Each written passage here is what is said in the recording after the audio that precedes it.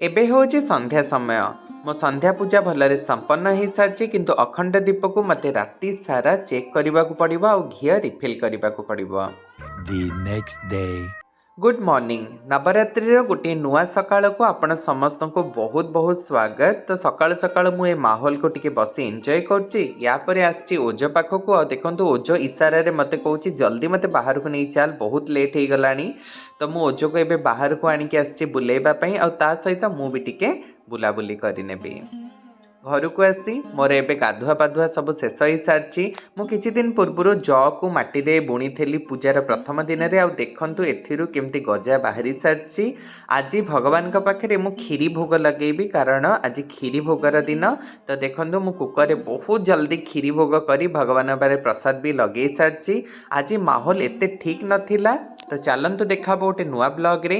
सेति पर्यंत जय जगन्नाथ।